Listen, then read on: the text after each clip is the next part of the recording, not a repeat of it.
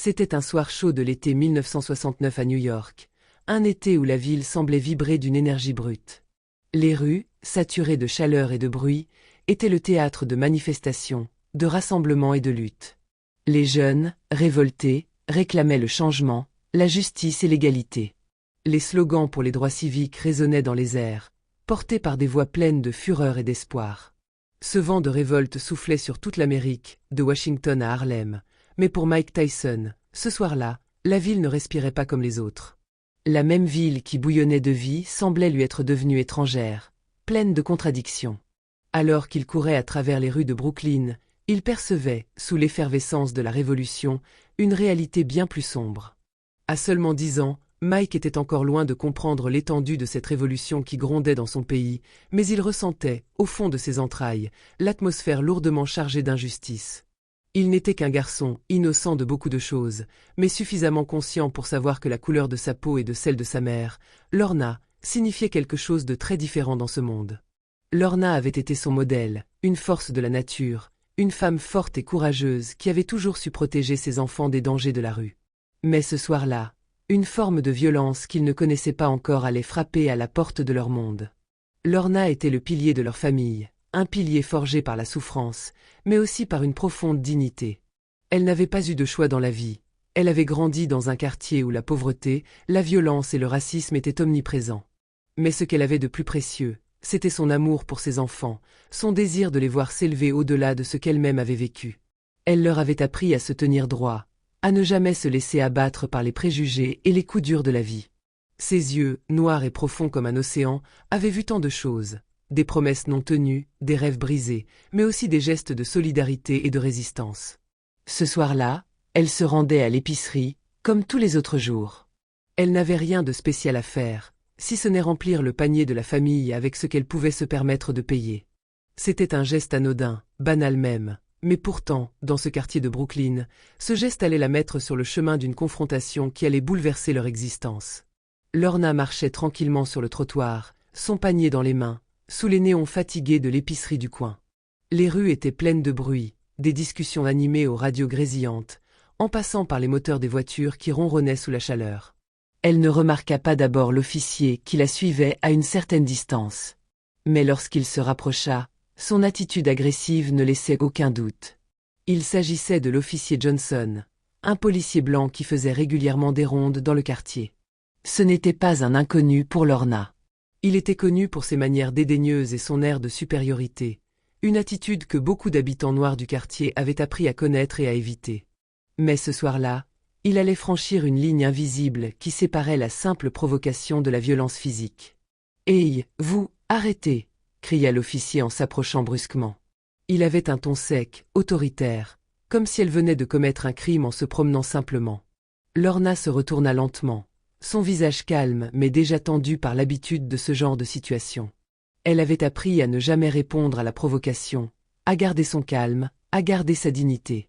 Mais ce soir-là, quelque chose dans son regard trahissait une fatigue silencieuse, une lassitude profonde qui venait de trop d'années d'humiliation et d'injustice. « Je vais juste à l'épicerie, monsieur. » Rien de plus, répondit-elle d'une voix posée, son regard se posant sur lui, mais évitant de se confronter directement. L'officier Johnson, loin d'apaiser la situation, s'approcha encore plus près, son regard devenu menaçant. « Je vous dis d'arrêter, grogna-t-il, cette fois avec plus d'agressivité. » Il observa sa posture, comme s'il la jugeait, comme si sa présence seule était une faute qu'elle devait justifier. C'était plus qu'une simple interaction. C'était un contrôle. Il voulait marquer son territoire, lui rappeler qu'ici, dans ce quartier, lui seul avait le droit d'ordonner.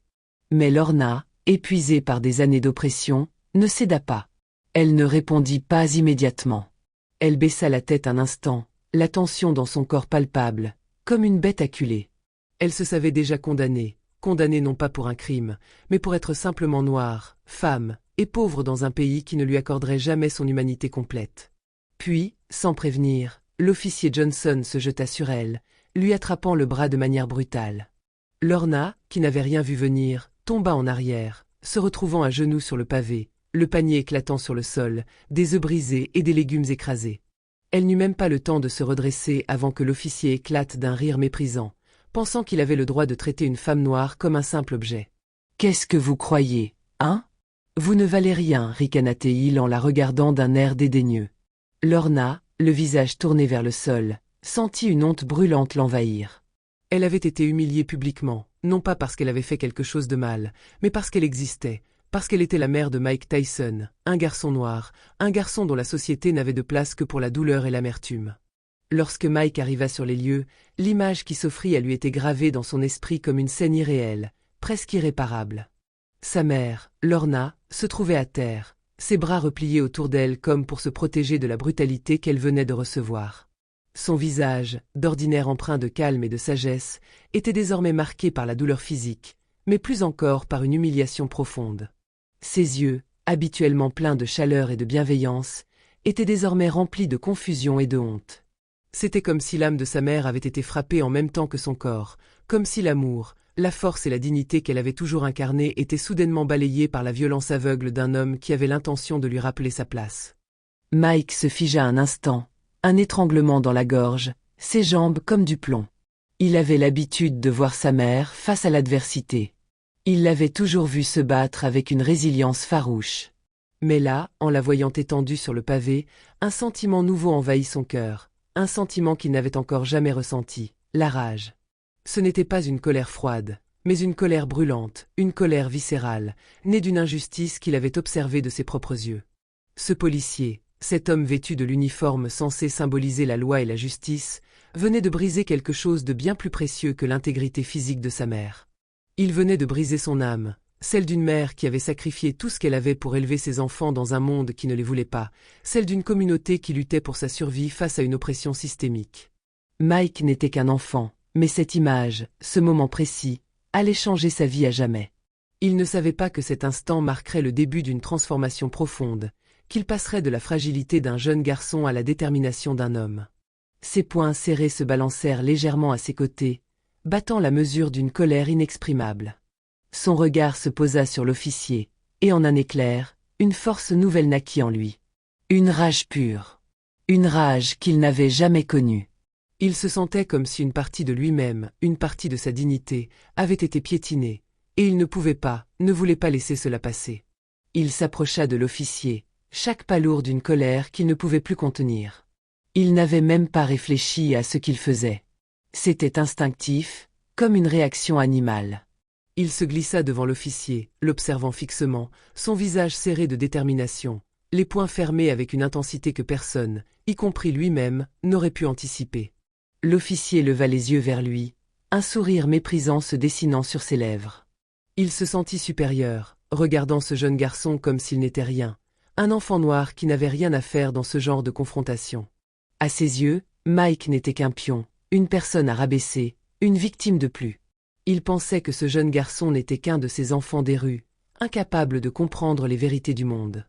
Mais Mike, avec une force intérieure qu'il ne connaissait même pas, se tenait là, droit, sans hésitation.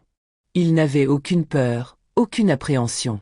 Son poing, chargé de toute la rage qu'il avait accumulée au fil des années face à l'oppression, rencontra le visage du policier avec une violence telle que le temps sembla se suspendre. Le coup résonna dans l'air comme un éclair frappant la terre. La violence du coup de poing fit vaciller l'officier, et il s'effondra au sol, son visage tuméfié par l'impact. Mike se tenait là, haletant, sans se rendre compte de la portée de ce qu'il venait de faire. Il avait frappé l'homme, bien sûr, mais plus que cela, il avait frappé le système. Il avait frappé l'injustice elle-même, cette structure impitoyable qui, chaque jour, réduisait des vies entières à la douleur et à la soumission. Autour d'eux, les témoins, qui jusque-là étaient restés silencieux, figés par la scène violente qu'ils avaient observée, commencèrent à réagir. D'abord, un murmure, une légère agitation. Puis des voix plus fortes, quelques murmures d'approbation. Les gens, qui avaient souvent été les témoins muets de violences similaires, ne pouvaient s'empêcher de voir dans l'action de Mike quelque chose de plus grand. Ce n'était pas juste un coup porté à un policier. C'était un acte de rébellion contre des années de racisme, de soumission et de silence. C'était une déclaration silencieuse mais puissante qu'aucune personne ne devait jamais accepter de se voir déshumanisée, réduite à un simple être obéissant. Alors que le policier, groggy et humilié, tentait de se relever, hurlant de rage et d'indignation, le bruit dans la rue monta. Des hommes, des femmes, des enfants, tous venus assister à la scène, commencèrent à se rassembler autour de Mike. Ils n'étaient pas venus pour combattre. Ils étaient là parce qu'ils savaient. Ils savaient que ce moment n'était pas qu'un acte isolé de violence. C'était un cri de révolte, un cri partagé par tous ceux qui étaient fatigués de voir leur vie brisée, leurs droits bafoués. Ils n'avaient pas besoin de mots. Ils avaient vécu cela toute leur vie. Le policier, blessé et désormais assiégé par la foule, se releva lentement, tentant de crier à l'attaque. Mais sa voix se perdit dans le vacarme croissant. Les témoins, ceux qui étaient témoins de tant de violence mais restaient souvent silencieux, se firent entendre. Des mots de soutien commencèrent à circuler, des murmures, des chuchotements de réconfort et de solidarité. Mike se tenait là, stoïque, les poings encore serrés, observant le policier, observant la scène qui se déroulait autour de lui. Il n'avait pas cherché à provoquer la foule, mais la vérité, la révolte contre l'injustice, avait pris le dessus. La scène prit une ampleur que personne n'aurait pu prévoir. Les jours qui suivirent l'incident furent marqués par une intensité qu'aucun d'eux n'avait pu anticiper. Lorna, dans sa souffrance et sa confusion, était dévastée. Elle ne pouvait s'empêcher de se rappeler la tendresse avec laquelle elle avait élevé Mike, cette idée qu'il ne fallait jamais répondre à la violence par la violence. Elle se sentait coupable, comme si elle avait échoué à lui apprendre à se protéger d'une société qui n'était pas prête à le voir autrement qu'à travers le prisme de la peur et du mépris. Horrifiée par la tournure des événements, elle tenta de lui faire comprendre que, bien que l'agression de l'officier fût un acte de rébellion justifiable, il n'avait pas mesuré les conséquences de son geste. Elle le sermonnait, lui reprochant de s'être laissé emporter par la colère. Mais malgré l'amour et l'inquiétude maternelle, Mike savait qu'il n'avait pas agi seulement sous l'impulsion de la rage. Il n'avait pas seulement frappé un homme en uniforme. Il avait frappé un symbole, un système, une oppression collective qui ne cessait d'écraser les siens, leur dignité et leur humanité. C'était une décision douloureuse mais nécessaire, une réponse instinctive face à des années d'humiliation et d'injustice. Les échos de ce geste courageux se propagèrent comme un feu dans la nuit. La communauté de Brooklyn, déjà marquée par des décennies de tensions avec les forces de l'ordre, se souleva dans un cri collectif. Ce cri, porté par ceux qui avaient longtemps souffert en silence, résonna comme un écho d'espoir et de révolte. L'officier Johnson, dont le comportement avait été une goutte de trop dans un vase déjà plein de frustration, devint rapidement l'incarnation de la brutalité policière. Les journaux locaux et nationaux, sensibles aux dynamiques de pouvoir en place, commencèrent à relater l'incident, soulevant les questions de racisme systémique et de la violence policière. Ce qui avait commencé comme une altercation de rue se transforma en un symbole de résistance contre une société qui réprimait injustement les plus vulnérables. Mais cette révolte ne se fit pas sans conséquences. Le procureur, sous pression des autorités et dans l'objectif de calmer les tensions croissantes, exigea que Mike soit jugé pour agression sur un agent de la paix. La machine judiciaire se mit en marche avec une rapidité glaciale. Mike se retrouva face à un combat judiciaire qui allait devenir bien plus qu'une simple affaire de légitime défense. Cela deviendrait un test de son caractère, de sa détermination et de sa foi en la justice. La presse se déchaîna. Les titres des journaux sur la violence gratuite d'un jeune homme contre un policier masquaient mal les véritables questions sous-jacentes sur le racisme institutionnalisé et les abus de pouvoir. Mike savait que ce procès, bien qu'il le touchait personnellement, représentait également un combat pour tous ceux qui avaient vécu dans l'ombre de l'injustice, des années à être victimes de la brutalité sans jamais pouvoir se défendre. Mais Mike ne se laissa pas abattre. À chaque nouvelle manche du procès, il sentit la pression monter. Mais il se rappela pourquoi il luttait. Ce n'était pas pour sa propre liberté uniquement, mais pour celle de sa mère, pour sa communauté, pour tous ceux qui avaient été oppressés, ignorés dans la colère silencieuse de la société. Dans son cœur, il savait que ce combat n'était pas seulement juridique. C'était un acte de résistance. Il se battait pour que les voix des invisibles soient enfin entendues. Le jour du procès, l'atmosphère dans la salle d'audience était lourde. Les avocats de la défense mirent en lumière la brutalité du policier, les nombreux témoignages de violences policières dans la même zone, et la façon dont la société en général fermait les yeux sur ces abus.